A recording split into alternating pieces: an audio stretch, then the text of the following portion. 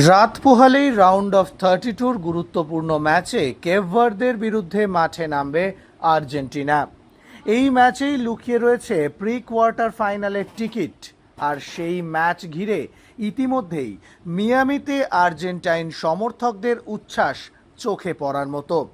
তেমনই এক সমর্থকের কীর্তি ধরা পড়ল রে স্পোর্টসের পর্দায়, যার নাম জুয়ান বস্কো, বাড়ি বুয়েন্স আয়ার্সে, কিন্তু থাকেন মিয়ামিতে।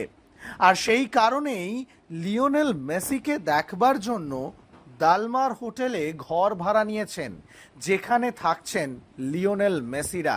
ব্যয় সাপেক্ষ হলেও মেসি দর্শনের জন্য পয়সা খরচ করতেও পিছোপা হননি জুয়ান বস্কো।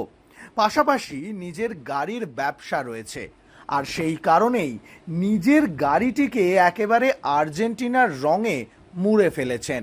না, কোনো পতাকা বা কোনো স্টিকার দিয়ে নয়, সম্পূর্ণ গাড়িটিকে বানিয়ে ফেলেছেন নীল সাদা রঙের।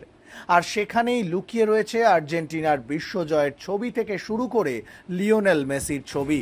পিছনে শক্ত করে বাঁধা আর্জেন্টিনার পতাকা।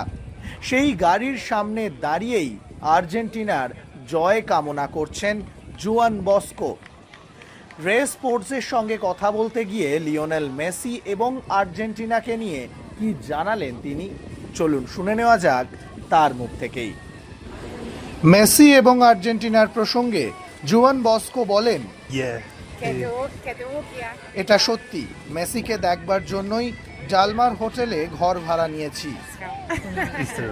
আর এই গাড়িটাও আর্জেন্টিনার প্রতি আমার ভালোবাসার প্রতীক। আমি মায়ামিতে থাকি আর আর্জেন্টিনার এখানকার ম্যাচগুলো দেখতে চাই। অবশ্যই আর্জেন্টিনার জয় কামনা করছি। Amaya, ¿de qué sos? ¿De dónde sos?